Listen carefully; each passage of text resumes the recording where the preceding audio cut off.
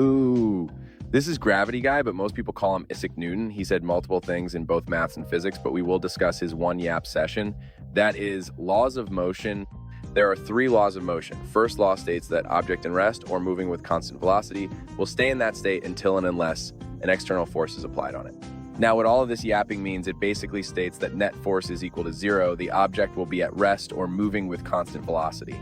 But wait a second, what in the skibidi? Why is this thing moving? If no force is being applied on it, it is because maths, yeah, that thing we know that force is equal to mass times acceleration. By the way, that second law of motion, we know that acceleration is equal to final velocity minus initial velocity divided by time. If an object is moving with constant velocity, its final and initial velocity are same, then acceleration is 0, hence force is 0. Anyways, this law is also known as Galileo's law of inertia. What is even inertia? Inertia is the tendency of an object in motion or rest to stay in rest or motion when an external force is applied on the body. Mass is the measure of inertia, WTF, even that means. It means that if mass increase, inertia also increases. There are 3 types of inertia. One, inertia of laziness, or speaking as a nerd, inertia of rest. I am not going to explain the definition. Even 3-year-old could predict it, but let's give an example. When a bus is suddenly started, we get thrown back. This is because our body is in rest and resist to go in motion too. Inertia of small kids or motion. When a bus is suddenly stopped, our body resists to go in rest due to inertia and we get a jerk.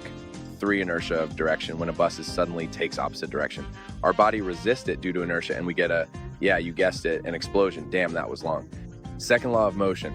This will require a hidden power called maths. Yeah, maths.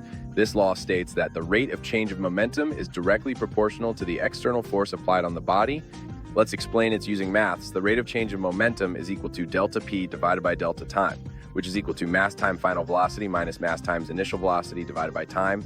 We will take mass common, which will remain mass times final velocity minus initial velocity divided by time, and final velocity minus initial velocity divided by time is equal to acceleration.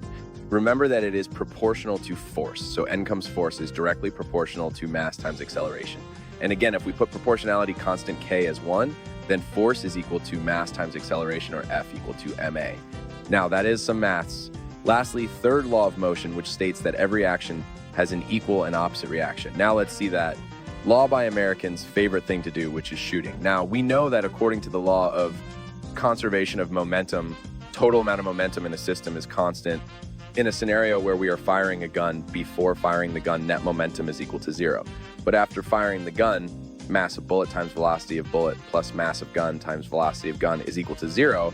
When we find velocity of the gun using basic algebra, we find that velocity of gun is equal to negative of momentum of bullet divided by mass of gun. The negative sign symbolizes the gun is going on opposite direction as bullet.